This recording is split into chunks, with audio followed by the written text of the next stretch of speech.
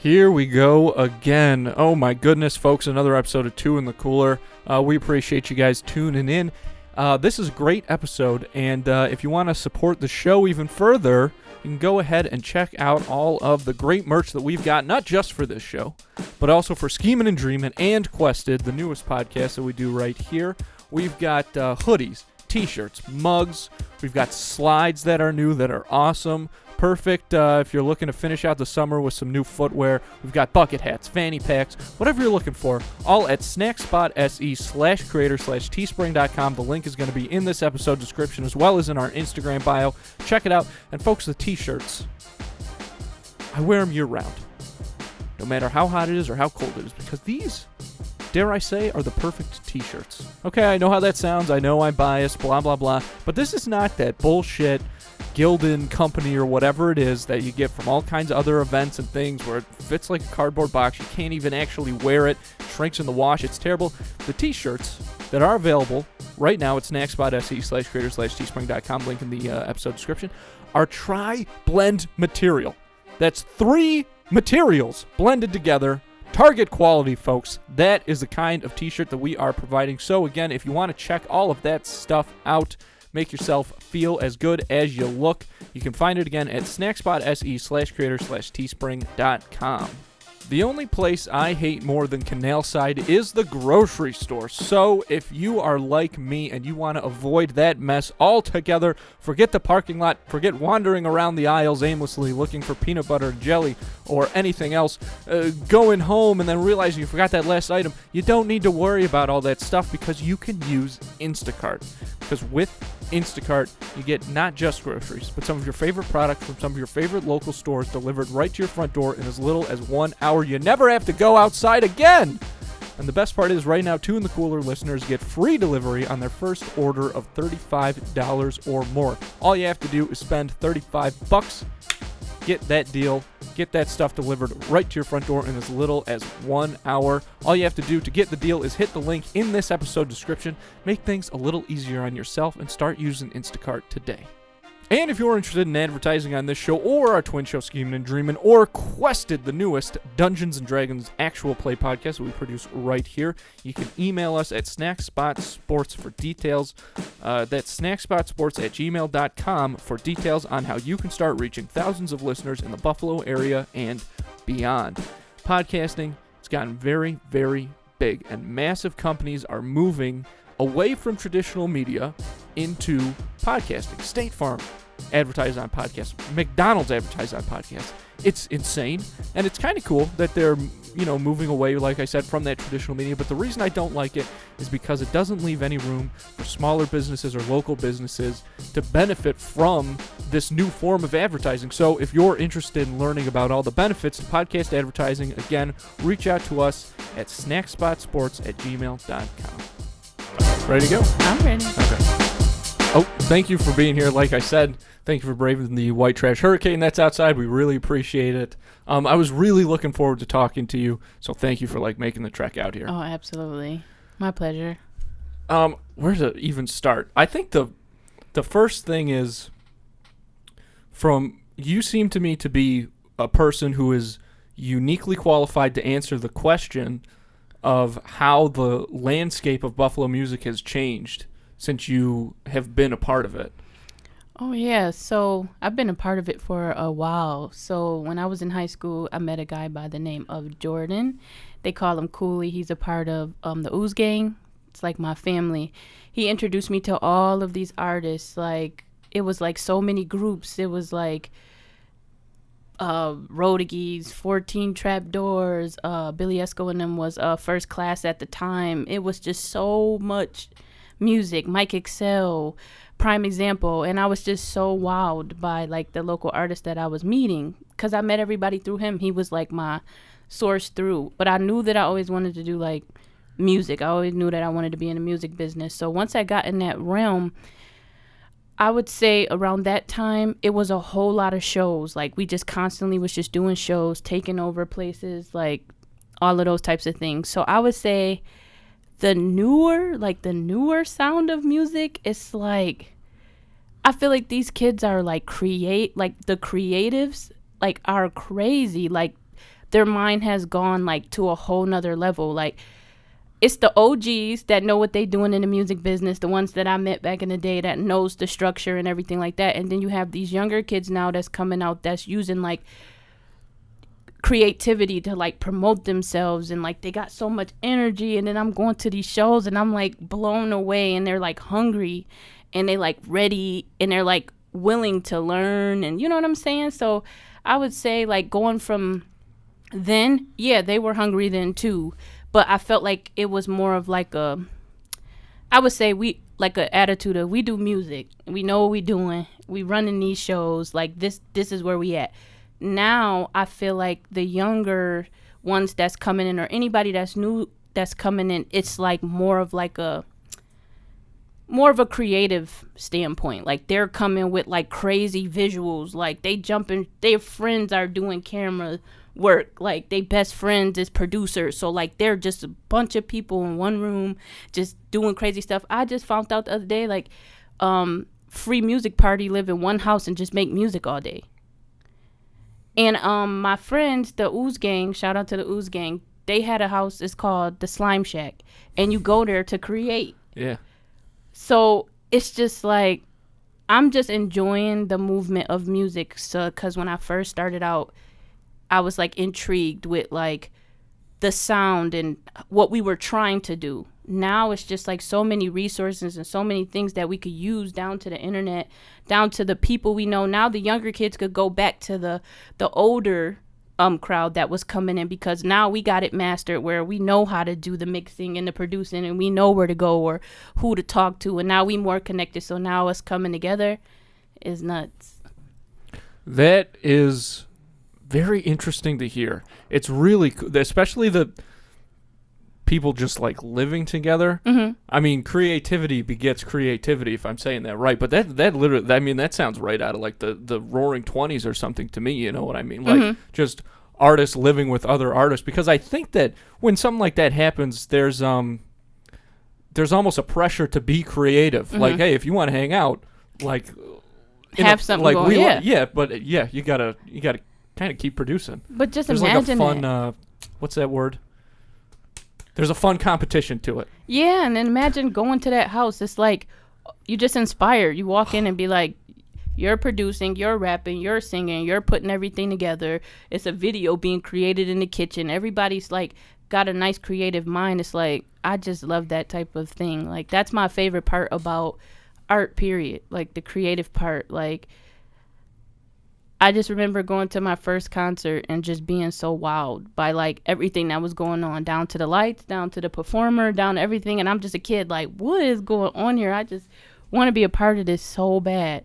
So when I started to meet friends that actually did music, because I don't know how to do music, I'm the business aspect of things, but to meet people who actually know how to do the music, know how to draw, know how to paint, and understanding their creative process is sitting around them, and everybody does it in a different way, I just be so amazed. Like it's my little element. Like if you got something going on, call me, I'm coming. I sit in the studio with you all day just to see. It's just a nice witness. I bet it is. Speaking of that though, is it true that you would like sneak into sessions to see guys like Benny the Butcher and stuff like that? Yes. So Rick Hyde, shout out to Rick Hyde. He was also one of my first friends, music friends. I used to call him and he used to tell me, just come to the studio, it's okay. And he used to be in there and all the heavy hitters was in there. Armani Caesar, I seen her in her beginning stages. I used to just be sitting there looking around all like out of place, but I was in place. Like, Benny, I seen Conway. I never seen West Side Gun in the studio. I'm not sure if he was in jail at the time. I met West Side Gun in 2016 or 17. It was 2016 or 2017 is when I met West Side Gun for the first time. But Conway, Benny the Butcher, Armani Caesar, Shay, rest in peace to DJ Shay. I used to sneak into his studio all the time and just sit there and be quiet. Just so I could be involved. I remember one time somebody, I don't remember who it was, came up to me and was like, who are you? And I looked at Rick Hyde like, yeah, what do I say? What do I say? And he was like, oh no, this is my friend. And my real name is Ivory. So he used to be like, oh, this is my friend Ivory. She love music. She just here with me. She just chilling.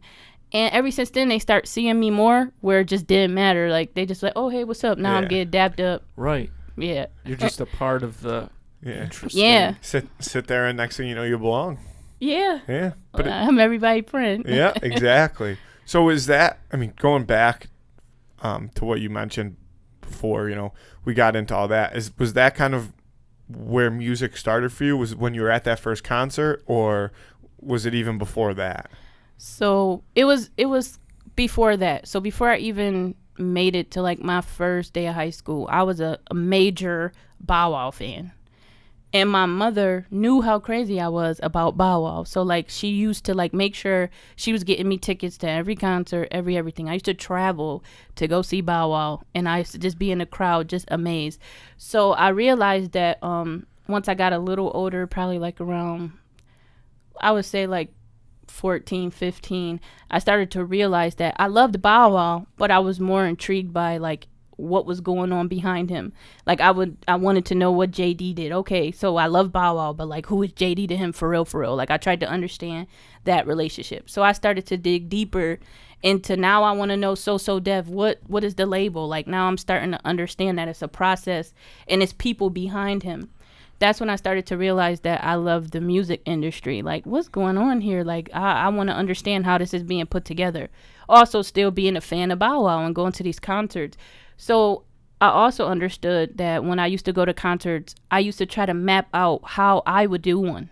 Like, okay, I would have some fire over there. Okay, I have this one artist do this, or I'll have these 3 artists perform. Like, you know, like just trying to put stuff together while I'm sitting there. And then I just was like, I think this is something that I want to do. So I used to carry this journal around, and I used to call it my Bow Wow book.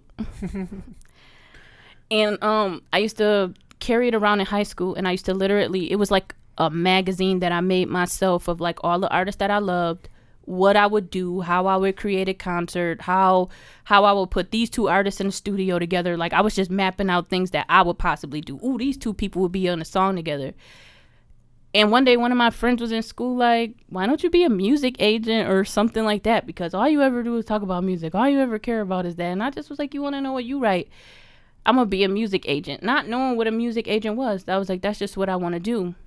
So as I got older and I started meeting my music friends and running into Cooley in high school, and he introduced me to everybody, I was like, you know what? I think I'm going to try to focus on one thing at a time. I think I want to throw shows because I'm so infatuated with concerts and festivals and events. So I'm going to start throwing my own shows. And when I was thinking of that, I winded up meeting an artist by the name of Hitch Burney. And Hitch Burney was the first person to come up to me and be like, hey, you want to be my manager? I like the way you think about music. So I was like, okay, I could be your manager. So I winded up skipping over doing a show, becoming somebody's manager. Like, okay, I'm going to be somebody's manager or whatever. This is pretty cool. But in the process of all of that, no matter of fact, I did do a show. So my first show was SpotLight Series, the event that I have going on right now. Yeah. I created SpotLight Series back in 2013. So I went up to somebody named Tony Boy. Shout out to my brother, Tony Boy. He was a part of the Ooze gang. They was called Cooley High at the time. And I went up to him and I was like, hey, listen, I want to throw an event. I always wanted to throw a concert. I always wanted to throw an event. Help me. I know that you're the man that everybody be going to for events. Help me. So he was like, okay, sis, I got you. So I winded up having Mike Excel, Prime Example, Dr. Ooh, Cooley High. I had a group by the name of Well Fed on there, and then I had First Class, but Well Fed and First Class winded up not showing. I know, but the first one? No, but they didn't show. No, but them 2 groups, and they were pretty like popular, like 2 popular crews that everybody was listening to locally in Buffalo. Like I said, Rick High was a part of Well Fed at that time. He was my friend, so I booked him like, yeah, come on, y'all, be on my show. And I don't think that it was intentional. I think that around that time, everybody was like, you new into the game. I'm not sure if this would benefit us doing this for you, instead of like out of the love. I may be wrong, but that's how I felt. Yeah. I felt like I wasn't taken seriously at the time. Like, oh, you just because you know us, you think you could throw a show, like, you know, you don't have any like backing behind you. But those was the only 2 groups that didn't show. Like, they was only 2. Everybody else performed and gave their best performance for me. So it winded up being a really good show. But I'm not going to lie. After that, I was just a little bit discouraged. Like, it was like a little bit discouragement in me. Like, dang, like, I'm not being taken seriously. Like, why? What is it that I need? Like, am I not aggressive enough? Do they not feel like I have enough resources to throw these events? And I became discouraged. And then a little bit later on, Hitch Bernie, I was talking to him and he asked me to be his manager. So I said, okay, I'm going to try this now. So I started managing him and we took off. Like, it was so good. I got my niche back. I was like, oh, maybe this is what it is. Maybe I thought I loved concerts, but maybe this is what it is. So I had like my stages of figuring out who my position in the industry. Like, so yeah. And you did A&R for a while too, right? I did work. So yeah, so once I started doing the footwork with Hitch Bernie and everybody seeing how great we was doing, everybody wanted to be like, Neph, help me with this. What should I do for this? Or who should be on this track? And then I was like, yeah, there go that respect I was looking for. Okay. I was like, maybe that's what it was, the footwork. I needed to prove to them that I had what it take, like, or, you know, that I was going to get out and go get it, however. So yeah, people started working with me. I worked with an artist by the name of Lindsay Nix.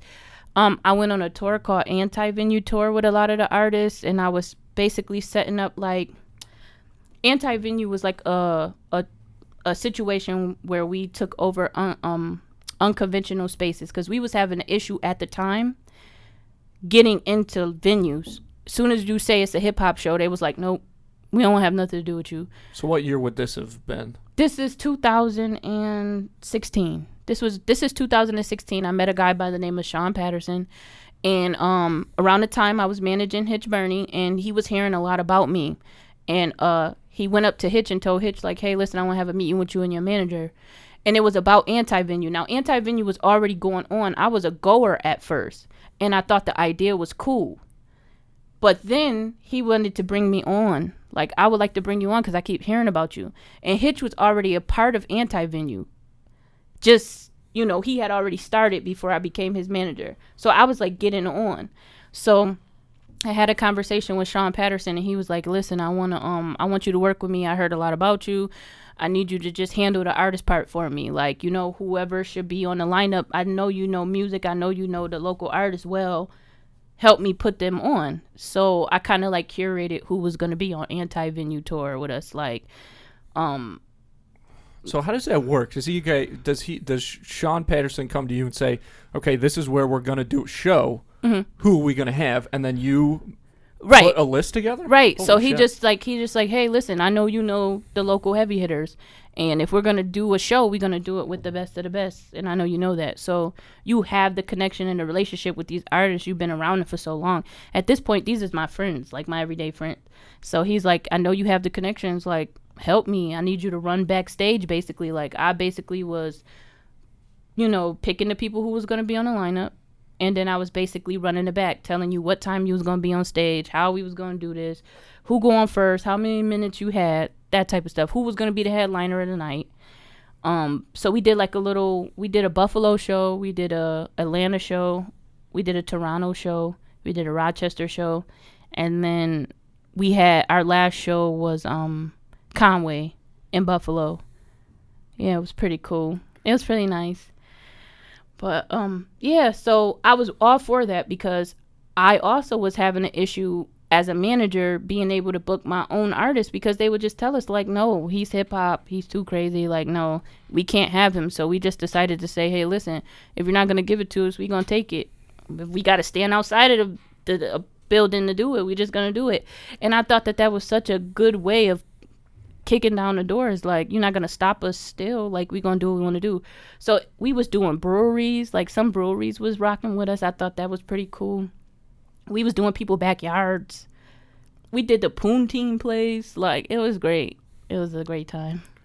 That's incredible to hear. Because you, man, like, having gone from feeling like people didn't trust you or that you weren't, people didn't respect you kind of, and then this is what I think everybody in a creative pursuit needs to do, is you just got to work on becoming undeniable.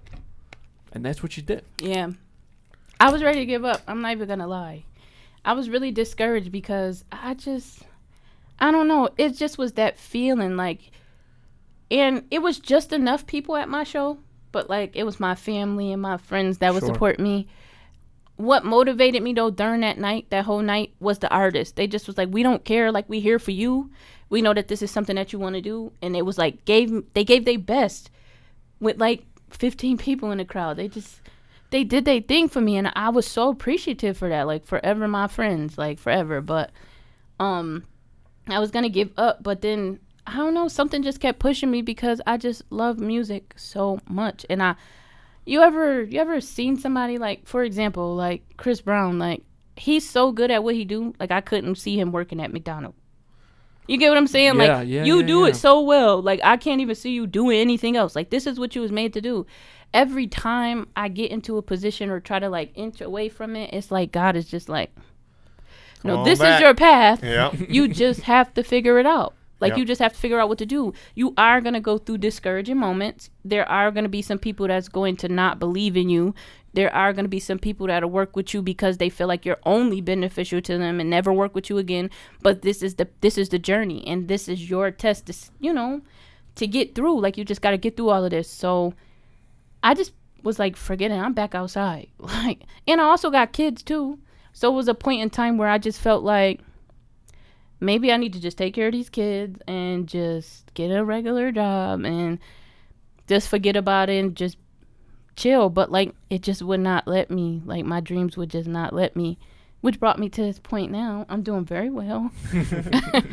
And I'm excited. Like, so how do you, one of the most impressive things to me hearing you talk about this is, like, it sounds like you have this unstoppable faith in creative people that you run into. mm-hmm. How do you keep that up when there are times, I'm sure, that you've been burned before? Yeah, that's a good question. Okay, I'm genuine. I've always been a genuine person. If I said that I liked you, loved you, or was interested in anything that you had going on, you're always going to have me as somebody backing you. Whether it's me giving you advice, inspiring you to move forward, supporting you, coming to your shows. Like, I am like a true believer of like not giving up on your dreams. That's why I feel like I always tell people, like, don't give up. And I was ready to give up. And I had to take my own advice. Like, no, like, take your own advice. So even because there's been a couple times that I've worked with people and they have done some shady things or just was like, okay, I used you for now. I don't need you anymore.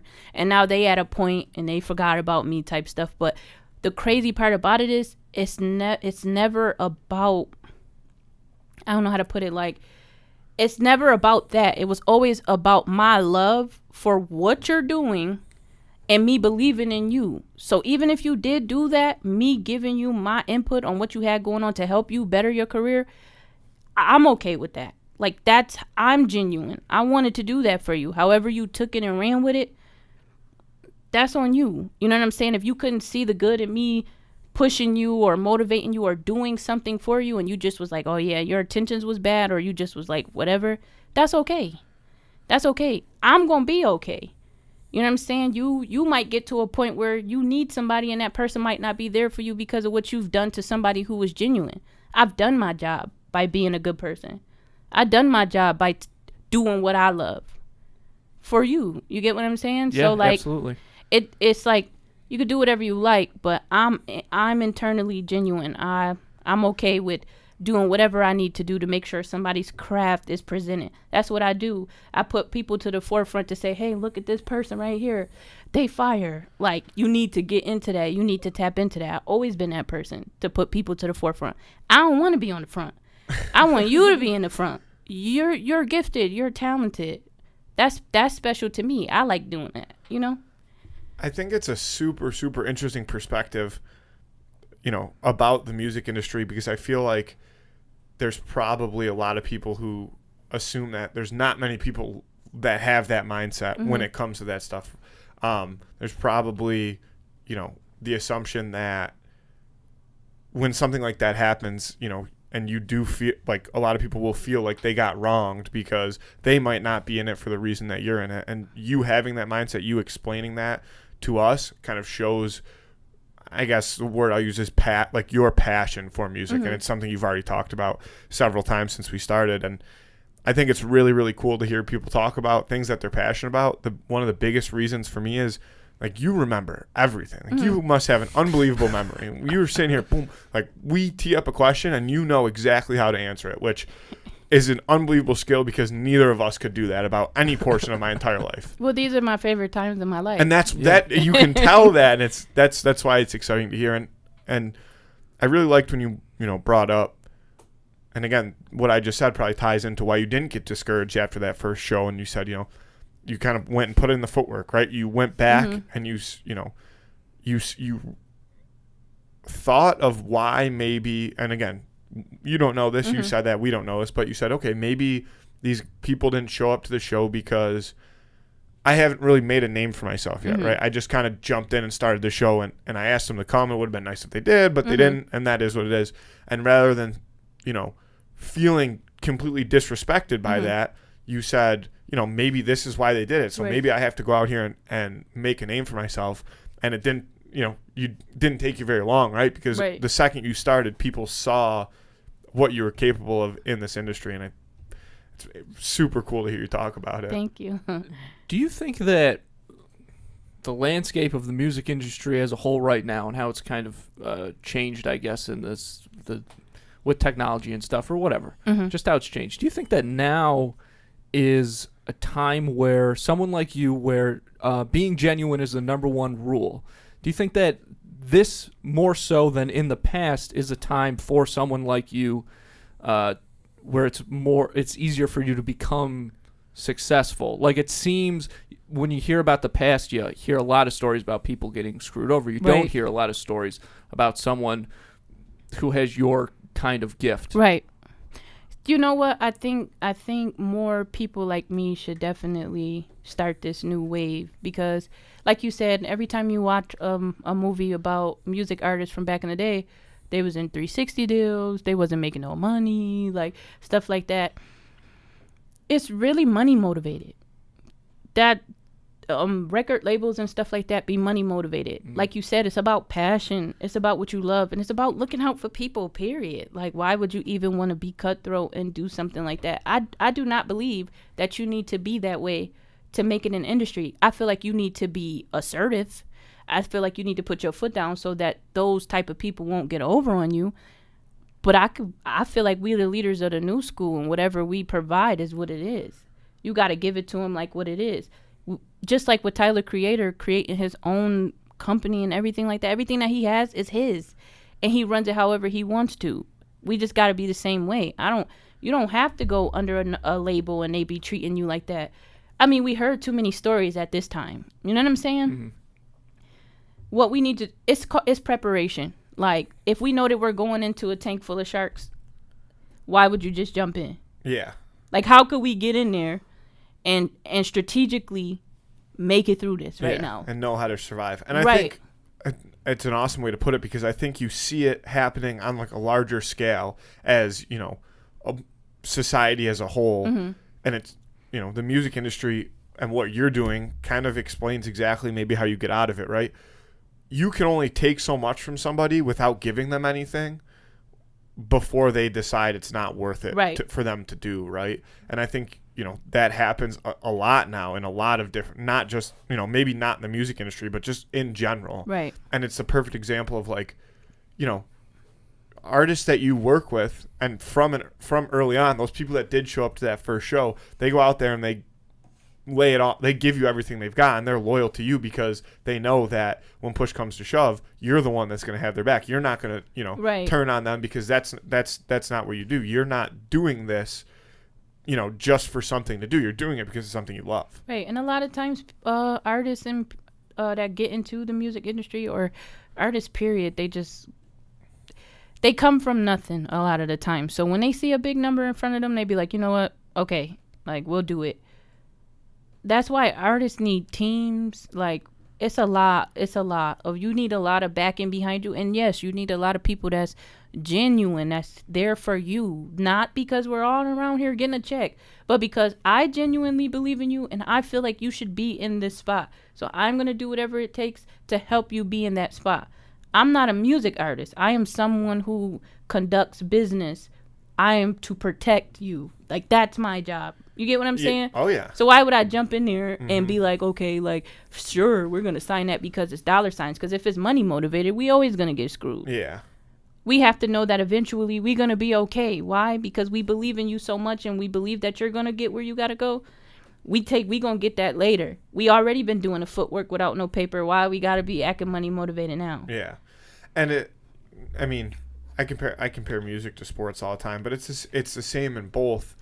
Like, from your perspective, you know, if you start turning on people, right, and you're not helping, you know, you maybe get someone somewhere and you're like, okay, I got them where I need to go. I ran my course. I made my money. Like, I'm out of here. I'm going to move on to the next person. That's not sustainable either, because people aren't going to want to work with somebody who just continues to, you know, has this high turnover rate of, you know, getting people, you know, probably the bottom tier of what they think they could achieve, and then you're out. You're like, I got what I need out of you. I'm not going to, you know, go out of my way to help you anymore. That would, you know, that's not sustainable either, because people would know that. They're not going to want to do that. Yeah, there was a lot of instances that I've seen before where somebody would be with them from day one, an artist from day one, and then as soon as they get where they need to be, they firing you as a manager because they feel like they could get like an industry manager that's going to take them somewhere. Now, why? Like, you know, why? Well, they don't understand you. They wasn't behind you that whole entire time. I'm not saying that that's not a great move, depending on the circumstances. You know what I'm saying? Depending on what type of manager you have. But if you had somebody that brought you that far and put in that much work with you, why cut them out? Why? Because it's a famous manager that managed Doja Cat, and all of a sudden you in the industry. Oh, I want that person to be my manager. I don't work with you no more. Yeah, that person doesn't care about you. Right. They don't care. Yeah. They just want to make sure they got their percentage. Yeah. And that's, you know, that's how they get there. I have a question for you. Yeah. Kind of to spin it off. Was there ever a time where you did maybe think that being like upfront, you know, making music was something that you'd want to do more or so? Or was it always kind of... So yes and no. So I always had like this crazy like rap fantasy, and my rap name was Betty Croc. So I named my entertainment business Betty Croc Entertainment, because Betty Croc is my my rapper name, like my rapper style, like my ghetto hood. Like, I'm outside, I'm rapping, like, you know, like Megan Thee Stallion, Nicki Minaj, and all of them mixed together, like with a little bit of just crazy. So I split my personalities up. So I got Ivory, she's the mom. You know what I'm saying? That's my real name. She's the mom. She take care of the home. She's always like, I don't know, Neph. She be talking to Neph all the time. I don't know, Neph. You shouldn't do that. Then you got Neph. I'm outside. I'm doing the business. I'm working with the artist. And then you got Betty Croc. You don't want to mess with her. So yeah, I always wanted to be a female rapper, but I always told myself that if I wasn't super lyrical, I want to. If I'm gonna be in the music industry, I want to be named as top tier. Yeah. Like, I want to be in top 5 dead or alive. I ain't got that, so I was like, nah, I ain't gonna do no music. I see. Yeah, kind of like, you know, for lack of a better term, like a realistic. Yeah, I want to be honorable. Yeah. Like, That's one of the most important things is self-awareness. You know, Yeah. people are lacking that. Some people with their singing voices, that can be a big problem. They can really embarrass. I don't know why themselves he's in front of looking at me thousands of like people. this. But no, but I agree, and it almost, I think, allows you to grow that passion of because then you're not trying to crisscross too much stuff, right? You're like, I know I love music and I want to be in this industry. Sometimes I feel like people will try to do too much because they want to do it all. Like, right. I know I love, you know, the show aspect of it, or like managing it, but also I kind of want to do it. Having that self-awareness and being like, I'm way better at one thing than I am at the other, and I can still be around and be very successful in doing this. And also I don't have to, you know, be on the front line and necessarily put yourself out there like that, which is a tough thing to do. So. Yeah, I did one song with my friends. That's it. I did one song with my friends, and it came out really nice. But that's the thing. I was in the rap talking about things I've never done. Like it just sounded good. Like it. So no. Yeah, like I'm okay. We've had that conversation a few times. People, Yeah, Hoodstar Jack. Yeah. He was really talking about it with Yeah. Pooh Shiesty, who I believe is still in jail. Yeah, he's still in jail. Yeah. Gotcha. Sorry about that. But with people leaving for big managers, that is something that hopefully we'll see less of. I think it's possible. It's tough to say because I feel like that is something that, like if you are doing music independently for a long time and then you get signed to a name that like your mom recognizes, right? That could, I feel like a lot of people still have that as kind of in their head for whatever reason as like a goalpost. Like this is what validates me is getting into this, frankly, what is every single day becoming more and more outdated. Yeah. And especially the way that artists can control their product more so than ever and have a level of transparency more so than ever. I think hopefully that's on its way out. Yeah, me too. That's kind of like the same thing with like money motivated. Like I said, when you see a whole bunch of numbers, you be like, oh yeah, just sign it.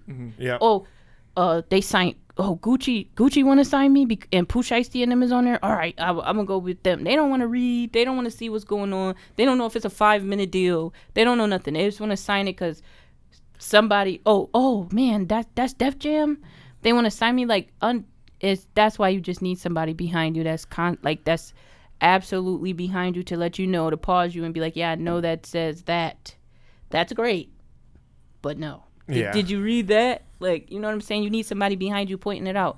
And it's not easy because I'm still learning like agreements and contracts and stuff like that. I gotta do agreements all the time because I'm doing shows all the time. You know what I'm saying? So I'm still learning too. And I could see how it could be easy. I've been in that seat before where I'm like, I could use that. Yeah. But you just gotta know when it's right, and you're gonna feel it when it's right. You're gonna feel it when it's rushed. My mom used to always tell me, like, don't always go for the first thing. Just because it looks nice, just don't always go for the first thing. Like, understand what you want, what you need, and what you're looking out of it, and what's the future is gonna look like if you stuck around with that. My mom used to always tell me that. Everything that's good, that glitter ain't gold, and like it's right for you. Yeah, it look pretty, but you might move that out the way, and it might be something like, oh, I should have went for that. Yep. Now it's too late because you stuck. Right. Yeah. See, I'm not good at that. That's why I don't go to malls anymore because, like, you know how they're always like, if you don't love it there, you're not gonna like it when you get home. I just buy everything that I see, and I'm like, I'll figure it out at the time. I'm gonna use this, and I never do. Sounds like a good way to go broke. Yeah. Oh, it's a great way. Have you ever watched the show Entourage?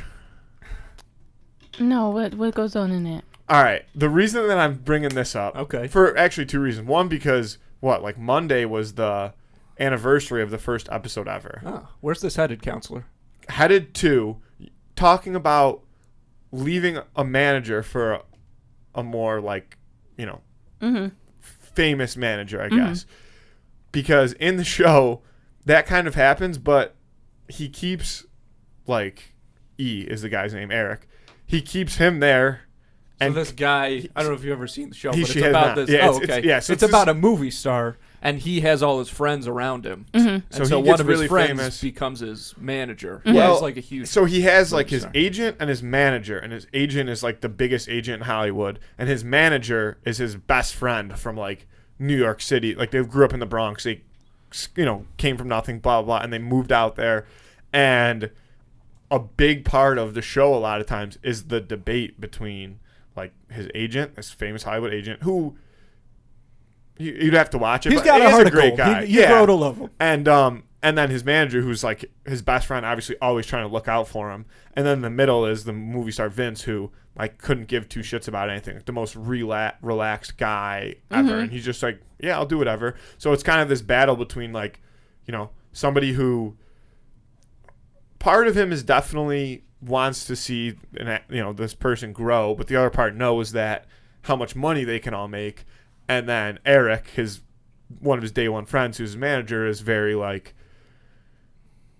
I know we can eventually make money, but do we need to make it all right now? Like, or will this just ruin the rest of our career? It's an unbelievable show to anybody who's never watched it. It's an HBO show. Mark Wahlberg Yes, executive producer Mark produced Wahlberg. it. Yeah. It probably one of the best shows of all time. But check it out. I gotta But check it out. I'm tying this into Okay. is that like a scenario in the music industry? Like you talk about. You have kind of competing voices in an artist's ear. I think so. Absolutely. Because you have to think they're watching people be successful and they're Googling and looking up what this artist did to do this, this, and this. And then you have the person that's behind you that's like, okay, no, I feel like we should do it this way. They're looking at success. So, of course, they're like, no, I really think we should do it that way. And then you have your manager like, no, like, we should do it this way. It's a difference, though. See, a lot of the times people see success already done and not seeing where it starts. Yeah, where it came from. So you're watching Little Baby and you're like, yeah, he did this, this, and this, but it's like, now we still got to start from the bottom. Yeah. Like, Well, it's also incredibly important to see where failure started. right. And luckily, people still sometimes, if you're looking for it, it can be difficult, but it's a lot more easily accessible to hear those stories and learn from them than it was before. Because, like you said, people can just look up, artists, whatever's going on. Right. That's the thing. Like that glitter is gold. That that glitter thing that I was talking about. Like, yeah, it look good. They look good. They got these chains on, but like, they forgot to tell you like the real beginning of things. And a lot of the times, like when you have a manager, when you a local artist, the manager is up and coming too. Yeah. Like we learning together. Like I'm asking you to trust me. You know what I'm saying? And does that sometimes get difficult? Yes. Like that asking, somebody to trust me because, it and I think that's kind of what you were talking about when you said, and you have you still have to, you can care about somebody, you still have to be assertive in moments, Right, right? Like you you do. still have to make a decision and stick firm to it and listen, like this is the decision we're going with. I support you, you support me, and kind of on a prayer sometimes. Right. And honestly, like it's easier said than done. Like I get it. Like I'm asking you to trust me with something that you want to do with your life. Like I get it. And if I'm up and coming, I also see why you would want to get a manager that's already in the industry because they already know who to talk to. They already know what to do. So like it's not that I don't understand it. I just feel like you should always just stick with your day ones, the people that was right there doing the footwork with you. Now, if you got a manager that's bullshitting because they just want to be around and they your friend and they like, oh, I'm your manager because it looks cool, of course. Yep. But if you really have somebody that's right there with you, trying to figure it out with you, sending out emails, trying to actually put in the work to get you where you need to go, I think you should stick it out. I mean, there are going to be a lot of mistakes that's going to be made because I don't know everybody that I need to talk to. But if you just got to keep going. Like, you just got to be like, okay, that wasn't the right decision that we made. Okay, how could we learn from that? Okay, next time when we get in that room, we need to say this, this, and this, or we need to have this prepared. Or we didn't have business cards at that time. Okay, cool. I see that that's what they want now. Let's hop on that type of thing. How could we figure out how to get this, this, and this? And even if we do go to music conferences, like it's ways that you can learn. Like, okay, let's go to these music conferences because you also can meet people there and you can learn. Like, just put in the work. Like, and if you could see that your partner is right there side to side with you making the music and I'm over here trying to figure out the business part of things, just trust the process. Like I said, I always go with like this feeling. Like, if I feel that you just shitting around, I'm gonna address it. Like, you shitting around, dude. Like, what you got going on? This is what we have going on. If I have to say that too many times to you, it's over. Yeah. Right. Yeah. Effort is the most Yeah. tangible Right. exchange for, Yeah, like, person, nah, I guess, I'm whatever. okay. Like, And, you have to be, I mean, it's a work ethic thing, right? You have Right. to be consistent and you have to be able to, do it every time. It's a hard thing to do, but you have to be able to do it if you want to be good at it. And I think we mentioned this earlier too. Like, if you aren't doing it for the right reasons, if you want it to be, and because everything is fun eventually, right? Like, but if you, work now, there's a good chance that you can enjoy yourself later and you can say like, listen, I accomplished what I wanted to accomplish. Like, let's live our lives now. But you can't just assume it's going to come automatically. There has to be a Absolutely. work ethic. Before we go any further, I think we should do the Who Would Win of the Week. Okay. I don't know what it is. I don't think you told me. I did tell you. Okay. But we were moving quick. Was I There's listening? a lot going on. I don't think you were. The Who Would Win of the Week this week is a Capri Sun versus a High C juice box. I'm going to say fruit punch. I feel like orange is the most popular flavor of that juice fruit box. punch. Yeah, the orange one's very popular. I would say I'm a fruit punch guy. I don't really like the fruit orange. Punch 100%. Yeah, we'll go with fruit punch. Versus a fruit punch Capri Sun. We'll just keep it Okay, sure. flat across So this the is board. like which one would win in a fight. And I can... Okay. Here's the thing. Yeah. You have to first start by looking at what they're made of. I'm going to let you finish. Go ahead. Because a Capri Sun, I think, is much more penetrable than a high C box. Because think about this. Okay, the Capri Sun does have... The majority of Capri Suns do have that little hole, right? Mm-hmm. That you go through. But sometimes they don't. Also with a Capri Sun, if you go to stab it and you don't have the right angle, you'll stab straight through the back side of it. A high C, like those little juice boxes, there's only one spot you will ever, in a million years, get that straw into it. It's that little small ring, perfectly straw size, with that little baby cover of aluminum. And nothing else is getting through that. It's like rubber and stone to me, kind of. Because I think a Capri Sun, if you don't have the straw, is impenetrable. It's safer than Fort Knox. Scissors. I guess if you get... You said impenetrable. And it is, essentially, even with the material that you are supposed to be... The material that they make, that straw is designed to go into the Capri Sun. Even that can't get through it sometimes. The high C... Sometimes I just it don't does. respect it, I guess. I just You're don't respect never, the integrity of that box. But you're never... Whereas the Capri Sun... You are never getting through a high C box with a straw. Ever. I mean, maybe if you had years to sit there and dwindle away at it, but your straw would just break. You Yeah. wanna? What do you think? I'm going with the high C. See, because it's... I'm going with the high C for the box image. I like it. I like the little. You know what I'm saying? Yeah. The artwork is impeccable. on Right. high C. And if you do forget if you lose your straw for like a Capri Sun, you gotta be like pushing it all like, you know what I'm saying? I've tried it before. So, and I don't know flavor wise, I'm gonna go with high C. I'm gonna go with high C for the flavor. That's 100% true. Capri Suns do... Even the best Capri Sun tastes watered down to me. I will admit Yes. that. Also, here's the thing about high C. This is a little, offhand tip, I suppose. High C, like if you have a fruit punch high C in the little juice box and you poured it out, it would be the color of fruit punch. If you cut open a fruit punch Capri Sun, it would look like Clear, shitty white right? wine. Weird. Yeah, Yeah. like a yellowy Yeah. grossness. Yeah. I way more trust the fluorescent red juice than I do the almost clear juice. The weird... Yeah. Yeah. And before they became clear at the bottom, Yeah. they was saying stuff was like in there, like that you couldn't see. Because Yeah. remember, it was all silver, maybe, wasn't it? Yeah, Or yeah, it was all All silver. silver Yeah. pouches. Yeah, and they Just had to one make it guy super. on there riding a wave. But Yeah. also, All there was. those pouches are going to be like... There's no way those things are like properly recyclable. They'll be around Oh yeah. forever. There's- Those things there's- survive a yeah. nuclear holocaust. Yeah, there's an entire garbage dump somewhere that's just That's like just old Capri Suns. Suns. Yeah. Yeah. That garbage island is mostly Yeah, Capri mostly Suns. Capri It's Sun, 'cause mostly, they have nothing mostly to do with it. Capri Sun Island.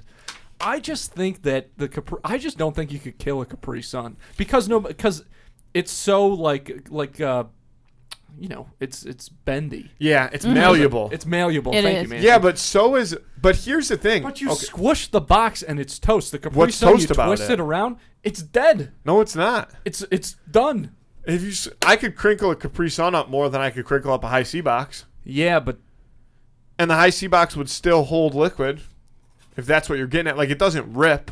Like I promise you can't rip a high C box unless you take it by the wings, and you really. the wings. It's got something built in there to rip it. Yeah, but you don't need to use the wings. No, you and don't they need don't to use rip the wings. it. It depends on if The you're wings are classy. just the wings are just for I'm just to saying, avoid that's a spills. way. That's an access point, though. That's a way in. I just don't think there's any way to kill the Capri Sun. I think it's getting back up every single Fire. time, no matter what. And I there's a lot of good points for High C being thrown around. I think it might win the Instagram poll on this one, 100%. but I like High C better. I'm on record as saying that, but I think in this conflict, Capri this Sun's fight. coming out on top. So we'll lock that in. Okay. Yes, I am taking High C. Thanks for asking, Andrew.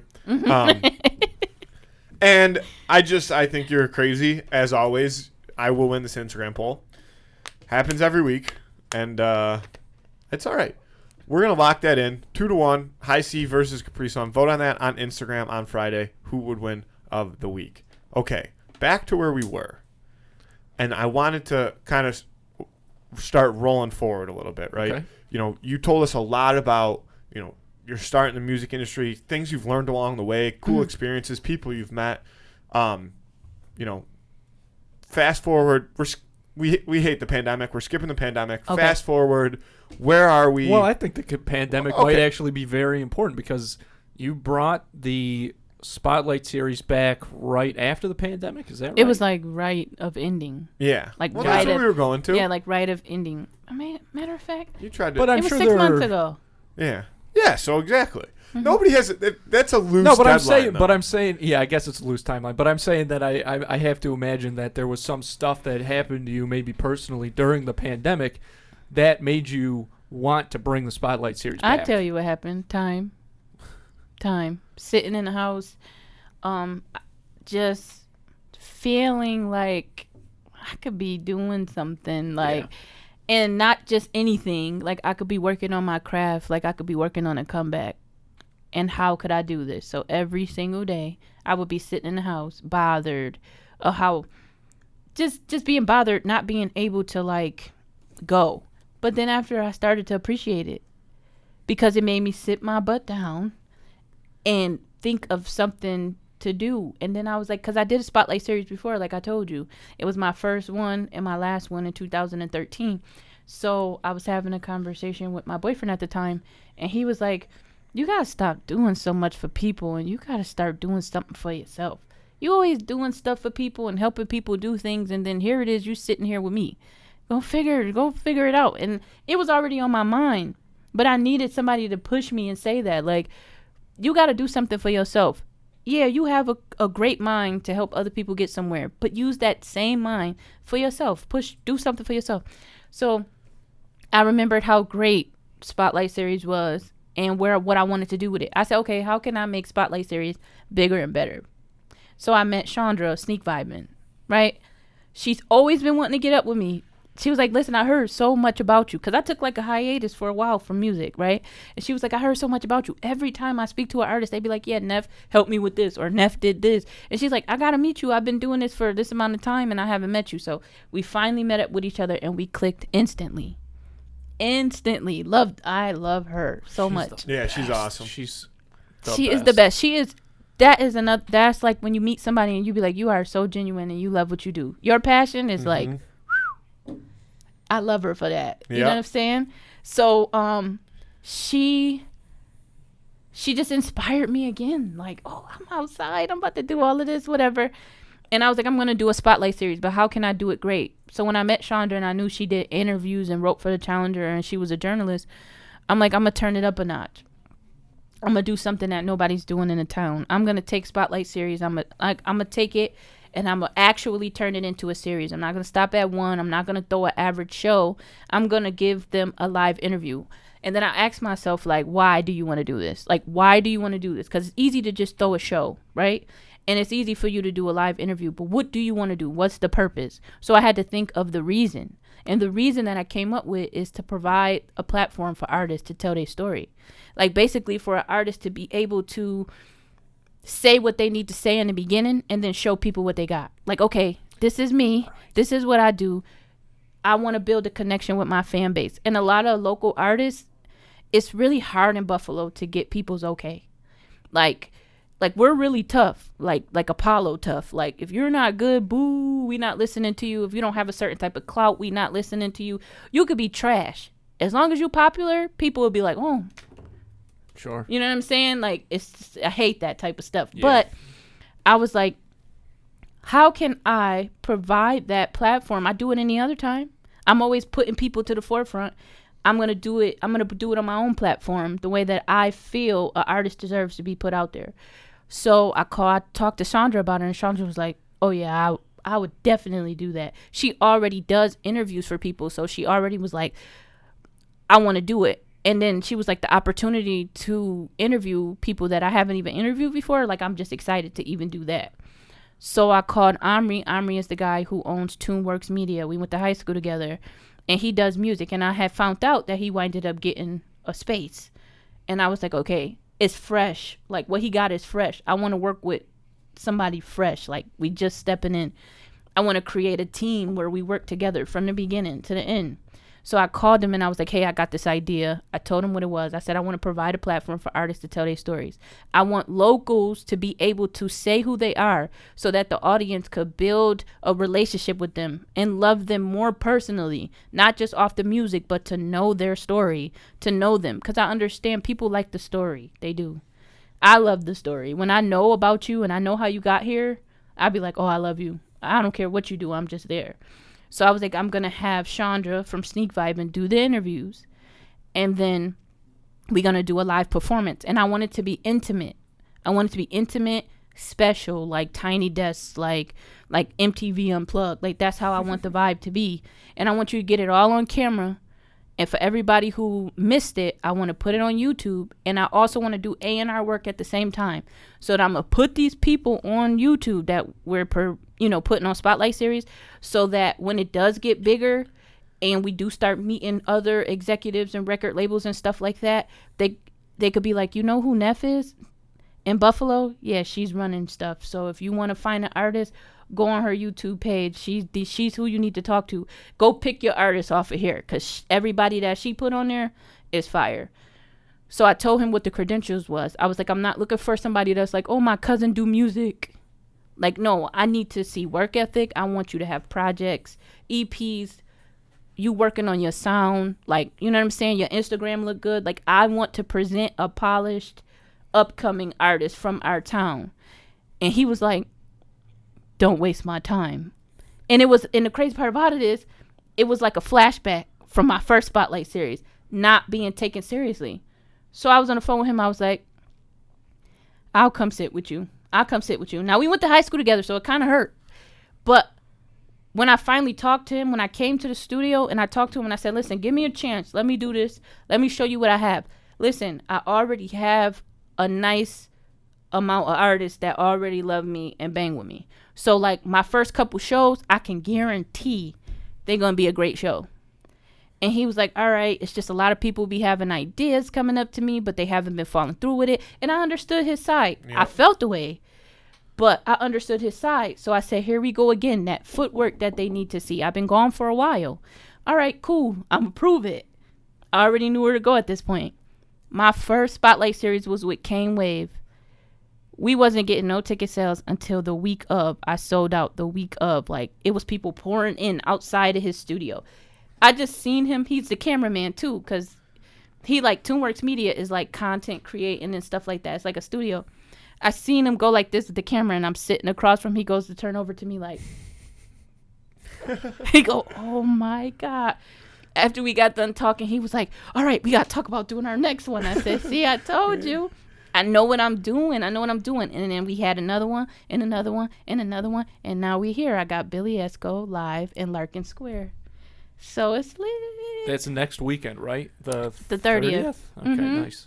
Yes. And the crazy part about it is I wanted to turn it up a notch. I was like, okay, we did these 6 shows consecutively each month. I had Kane Wave. I had Lindsay Nix. I had Gaines of the Ooze Gang. I had Brother Tom Sos. I had Origino. And this is number 6. And it's Billy Esco live in Larkin Square. And I was like, I want to take it up a notch. And Chandra was like, well, where will we do it? And I'm like, I don't know. But, like, I just want to, I'm in, like, this feeling. Like, I just want to keep wowing people. Like, yep. Let's do it. Like, you know, and Chandra got, like, a major following and a lot of respect. So, like, anything that she put her hands on, everybody just be like, we interested in what you got going on. So she just was talking to me. She was like, how about we do it in Larkin Square? And then I thought about it again. I'm like, you think Larkin Square is going to let us have somebody there, like, or even rock with us? You know what I'm saying? And that came from the fear of why I did anti-venue. Like, I'm still stuck back at I'm just coming back into the scene. So I'm like, I don't know. I don't think they're going to say yeah because of the type of music that we have. Not saying that Spotlight Series is not going to branch out and do other genres of music. Like, we will. But I'm starting back up. So I'm using my resources and my friends that I did music with. And, more so. Yeah. And I'm finding new talent. Like, and I'm just, like, picking them. Like, okay, you next. But I was like, okay. And we hit up Larkin Square. And they hit us back. And we told them, like, everything that we had going on. We sent them some footage. And he was like, oh, yeah, of course. We was like, what? It was that easy for us to get that? And he's been working with us. He's been so cool. He loved the idea. His name is Harry. He was like, dude, like, of course you could do this. You want to set up a merch table. You want to have food trucks. You want to do this. You want to do that. Just do it. Like, it's fine. It sounds like a great idea. And that's where we at. So that's the 30th. That's Saturday, July 30th. Yep, July 30th. So are there tickets on sale for that event still? And where can people get those? So you could go to Eventbrite and type in the Spotlight Series 716. And when you type that in, it'll be Billy Esco, however you could do it. Or you could go to the Spotlight Series 716 on Instagram, or you could go to Neph B Chili on my Instagram, and you could go to the links in the bio, and it's all right there. We having food. We having a live band perform. Oh, I manage a band. Yep, I manage a band. They're called the A-Team. Fire. They're going to be performing with Billy Esco. Yeah, I'm back into managing, by the way. There you go. And we come full circle. Yeah, I never managed a band before. I managed artists, but I never managed a band. So, like, this is super, super, super dope and super interesting. And I'm learning so much. And they are really good. They trust me. They did shows with me for Anti-Venue when we was traveling. I told Sean, I said, you have to bring the band. You have to. It's going to enhance. And ever since I did that with them, they turned around and was like, we never forget that opportunity you gave us. Like, could you manage us? And I was like, absolutely. That's the thing that I think is, again, more prevalent than ever is like, I mean, my thinking about it would be, look, you got me this far and we got this far together. Even if, we don't know what these guys at the top or whatever know, we're going to figure that out because we figured everything else out before. That makes more sense than anything to me. Right. And I was so grateful. And then that's exactly why I moved the way I moved, because of them. People like that come up to me and be like, Neph, you back? Okay. You ready to work? Because I was waiting for you. Could you manage us? Could you do this? And I'm just like, this is beautiful. And again, like, you have to do footwork. And I understand. You ask for somebody to trust you. You know what I'm saying? Of course, you want, you got to walk by faith in certain things. But, like, when people see that you're actually serious and you do good business, they will trust you. They'll be like, okay, like, I see what you do. I see how you helped me. I see how you help other people, and I see that you're genuine, just like Chandra. Like, I would give her anything because of the type of person she is. If I didn't even work with her or know her, I would support her 100% because of who she is. Yep. Just genuine. Yep. So, yep. Larkin Square, July 30th. Billy Esco. We going to have all his merch there. Cafe. Everybody loves Cafe. Oh, yeah. Yep, like I said, live band, live interview with Chandra from Sneak Vibin', food, just lit. It's just going to be a vibe down there. 360 booth, all types of stuff going on. It's going to be fun. That's awesome. Yeah, thank you. It has been so great talking to you, Neph. You are, what's the name of that guy that ran like the 4-minute mile for the first time? Emily, don't you know that guy's name? Texted it to you. Yeah, but I can't. But okay, I thought you knew that off the top of your head. Overestimated. But that guy, classic Emily. Whatever his name is, he's got nothing on you because just getting to listen, I'm sure that there was a lot of stuff that you didn't even cover. All right. Listening to the amount of times that you have created impossible things. It's been so nice talking to you, Neph. Oh, it really has. We've had a blast. Yeah, absolutely. I had a ball too. At first, I was like, "Am I talking too much?" No, that is. It's the best. Like it's so interesting to hear too. And when I brought it up earlier, like, we could sit here and listen to people that are passionate about something all day long. We love all our guests, but yeah, there's always something different that happens when somebody comes in here and just. Like I was saying, the way that you remember these things and that you can explain them, and it was awesome to hear. Before we do get out of here, one more time, I know we just said it. don't forget about the concert. You can find the tickets online, on Instagram. One more time, can you tell everybody where they can find you on Instagram and the Spotlight series on Instagram? Yes. So you can follow me. I am Neph, which is Neph B Chili. That's my name on Instagram. You could get tickets from there, link in my bio. Or you could follow, I would really like for you to follow the Spotlight series 716. It will be _ Spotlight series 716, so that you could see the prior spotlights that we had, so you could check it out. And then the one that we have now, you could also go to the link in the bio there and purchase tickets there.